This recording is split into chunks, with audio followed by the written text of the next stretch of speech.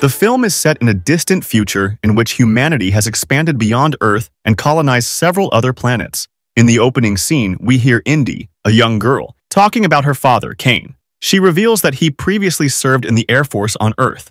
However, during a mission, a simple error on his part led to the deaths of the entire crew. The authorities accused him of substance abuse, which allegedly led to the mission's failure. However, due to a lack of solid evidence, he was only discharged from the military and not charged. Kane continued to feel responsible for what had happened and fell into a deep depression. He became an alcoholic, which ended up ruining his marriage as well. After some time, he got a job at Exxon, a terraforming company, and relocated to a new planet called Osiris. He is now the head of infrastructure planning and manages the spaceship flotilla. We also learn that Exxon is on a mission to make this new planet habitable by exploiting its raw materials. They brought convicts from Earth charged with heinous crimes to do the hard labor. Indy has just arrived from Earth to spend time with her father. As Kane shows her around the planet, she suddenly asks why he left Earth. Dad responds that he is on a mission to build a new humanity and change history. Indy, on the other hand, is unimpressed, claiming that her mother believes he is simply avoiding his problems. Kane is upset to hear this, but he does not respond at this time. He simply continues to show her around and eventually teaches her how to shoot. They also inspect some new military bunkers constructed by Exxon. Kane eventually drops Indy off in the capital city where she is cared for by a babysitter. This is because he needs to return to the flotilla and children are not permitted there. Kane promises to be back in a week and says she can contact him at any time. In the evening, we see monstrous creatures roaring and running through Osiris's fields. At the same time, we hear a prison guard report that some creatures have infiltrated the facility and are killing everybody. The next morning, Kane awakens in his flotilla room, and his AI assistant plays him a series of messages. He ignores his wife's and co-workers' messages, but he promptly responds to Indy's. Kane discovers that she wants to visit a nearby landmark. But before he can give his permission, the message abruptly terminates. He asks the AI what's wrong, and it reveals that Osiris is currently experiencing a communications jam. On another part of the flotilla, we see a woman named Linex, the Exxon leader. She summons Colonel Michael, and they discuss the convicts' escape from prison last night. Michael insists on telling everyone the truth and saving the people from the beasts. However, Linex refuses, claiming that everything happened because of their mistakes. She explains that she cannot reveal the truth because they will be accused of genocide. Following this, Linex summons the entire chief staff, including Kane, to an emergency meeting. She reveals that numerous convicts have escaped from prison and are in possession of a lethal virus. In fact, it is so dangerous that it has the potential to kill the entire planet at once. Linex then announces that, if negotiations are not resolved within 23 hours, she will detonate a nuclear reactor and destroy the planet. The employees are terrified when they hear this, but she assures them that they do not need to worry for now. In the following scene, Kane returns to his room and tries to contact his daughter, but the connection remains down. Michael pays him a visit and he appears to be nervous. The man reveals that Linex is deceiving them and that the escaped convicts did not carry a virus. Exxon has been secretly breeding Ragged, a monstrous creature that will help them colonize a new planet.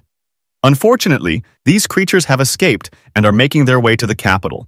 The terrifying aspect is that these Raggeds can infect and transform anyone into themselves. Linex intends to cover up their plan by detonating the bomb and wiping out the entire colony. Michael then encourages Kane to save his daughter before the city is destroyed. After hearing this, Kane decides to act quickly and steals a ship from the station. Linex sends several of her henchmen after Kane, but he manages to escape. During the process, his ship is damaged, and he crashes into a nearby lake. He tries to get up, but someone arrives and knocks him unconscious. When Kane regains consciousness, he finds a man named Sai holding him at gunpoint and demanding to know his identity. Sai is one of the convicts who escaped from prison. Kane explains that he is looking for the prisoners infected with a deadly virus, but Sai reveals that the creatures have already killed them all. Following this, Kane informs him about the nuclear reactor, which will detonate the colony in 23 hours. He asks Sai for help getting to the capital so he can save his daughter. The latter is initially hesitant, but once he realizes Kane has access to military bunkers, he agrees to assist. The scene then returns to the previous day when Sai is seen in a prison cafeteria with his friends Charles and Vim. They intend to escape from the prison because they are treated like slaves and have no human rights. Sai explains that their plan calls for them to instigate a fight in order to be placed in solitary confinement. He claims that one of the confinement cells has a trigger system that can release all of the cells in case of an emergency. However, for this to work, they all need to be confined and each cell must be full. He reveals that he has already spoken with other inmates, and they are also on board with the plan. Charles questions their chances of success, but Cy insists that it's now or never. After that, Cy wastes no time and begins fighting an enemy inmate. This escalates into a gang fight, resulting in a riot in the cafeteria. Hearing the commotion, the warden arrives with his guards, but surprisingly, he allows the fight to continue. He instructs his guards to stand down as long as the other inmates behave and watch the show. The fight between the two gangs continues, and Cy is brutally injured by one of his enemies. He is on the verge of death, but Charles intervenes with a knife and fatally stabs the attacker. Following this incident, all gang members are transferred to solitary confinement. They are tortured there with a constantly rotating tube and a flashing light, ensuring that they never have a moment of rest. Returning to the present, Kane and Cy are on their way to the capital, but the latter doubts they will arrive on time. Soon after, they arrive in front of a bar with a bus parked outside. The duo then enters and asks the bartender which bus it is. The man responds by pointing to a couple named Bill and Jip, who are sniffing drugs and playing a game. When Kane approaches them, the bartender warns him that they're dangerous. But Kane ignores his warning and goes to the couple anyway. He immediately regrets it, as an enraged Jip holds a knife to his throat. They then force him to kneel, and Bill chastises him for interrupting their game. But Kane calmly explains his situation and requests that they drive him and his friend to the capital. Cy also speaks up, revealing that Kane is an Exxon defector who simply wishes to meet his daughter. The couple is still hesitant, but when Kane offers them $20,000 in cash, they accept. The scene shifts back to last night when Vim awakens in a cage. He notices a ragged approaching him and is terrified. Before Vim can respond, the creature attacks him and turns him into a creature as well. Following this, the warden approaches Cy and leads him to the same cage. He describes how they create these creatures by mutating prisoners and transforming them into beings that can adapt to any environment. Just as Cy is about to be attacked, the cage door swings open and he falls to the floor. There he meets one of his friends, who informs him that the plan was successful and that all confinement cells had been opened.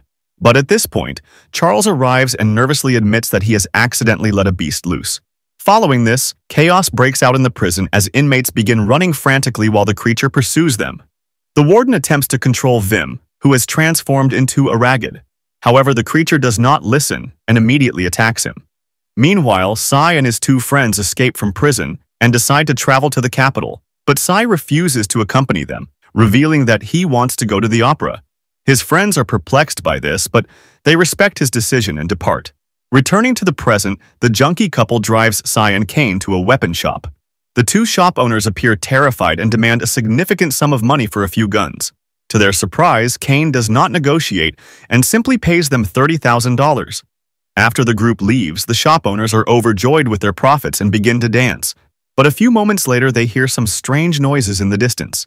When they look outside, they see a large number of ragged creatures in front of their home. The two immediately begin shooting at them, killing a few raggeds. However, they quickly run out of bullets and are brutally killed. In another scene, we see Kane and his group on the bus. He informs the junkie couple about the bomb and offers to assist them in getting into the bunker once they find his daughter. After a few more hours of driving, the group arrives in the city, which is in chaos. People are fleeing in panic, and the ragged are attacking them. Kane's group manages to avoid the creatures and reach the building where Indy is staying. Following this, Jip and Bill remain behind to fight the monsters, while Cy and Kane enter the building. They carefully make their way upstairs, where Kane finds his daughter's babysitter dead on the floor. The sight scares him, and he starts screaming like a little girl. However, Indy emerges from a closet moments later unharmed. The two hug in relief, and Kane introduces her to Cy, explaining that he is a kind man who is assisting them. Outside, the couple tries to hold off the raggeds, but Bill is unfortunately attacked by one. Jip then drags him inside and attempts to provide first aid, but Bill realizes he will die soon. He then pulls his lover close and kisses her one last time before dying. Elsewhere, Cy, Kane, and Indy attempt to leave the building but are stopped by a ragged, forcing them to retreat. They then go to the roof and immediately get on the bus. Jip opens the hatch just in time after the trio begs her to do so. Meanwhile, at Flotilla, Linux receives word that a bus is approaching the bunker. This infuriates her, so she orders her henchmen to stop them. On the other hand, the group panics when a fighter jet suddenly flies overhead and fires on them. Because they are unable to fight back, they simply lie on the bus floor and attempt to defend themselves. The jet continues to attack for several minutes before eventually returning to the flotilla. At this point, the group arrives near the bunker, but Sai is shocked to learn that Jip and Kane have both been killed. Indy freaks out and starts screaming, but Sai quickly carries her away. They then run through a long cave until they reach the first door of the shelter, where Indy enters the code. The two slowly enter and descend a ladder, but Sai is attacked by a ragged and becomes infected. Despite this, the two make it into the shelter just as the bomb explodes. Sai is relieved that the little girl is safe, but he is aware that he will soon transform into a ragged. He asks for a sharp tool so that he can sign out. However, Indy refuses and begs him not to leave her alone. She claims that she has no one left and that he must care for her. While his body begins to mutate, she remains by his side and continues to speak with him. The scene then flashes back 2 years to Earth, where Sai is working as a nurse. One day, he is astounded to see an emergency patient brought in following a traffic accident. He learns that a woman and her daughter were hit by a drunk driver. Unfortunately, the daughter died immediately, and the woman remains in critical condition. As Sai prepares for surgery, he is horrified to learn that the woman is none other than his wife. He screams in horror and begs her to stay with him, but she dies shortly afterwards. Sai, overcome with emotion and anger, approaches the drunk driver and chokes him to death. This is why he was arrested and later taken to Osiris as a convict. In the following scene, a year has passed since the nuclear detonation incident. One morning, Exxon employees discover a distress beacon in a cave near the bunker and dispatch 2 investigators. We also notice that as a result of the reactor explosion, Osiris has become uninhabitable, with people unable to survive without spacesuits. While the investigators are inspecting the site, Sai, now transformed into a ragged, appears. He kills the male investigator right away. Moments later, Indy appears and questions the female about what is going on in Exxon. The terrified woman reveals that Flotilla has returned to Earth and blamed everything on the prisoners, claiming they spread the virus. When Indy hears this, she threatens the woman, claiming that if she wants to live, she must allow them to board the spaceship undetected. With no other options, the woman agrees and discreetly guides them to the flotilla. The film concludes with Indy and Sai holding hands, thrilled to be returning home after such a long absence. Subscribe for more videos like this, enable notifications, and leave a like to support the channel.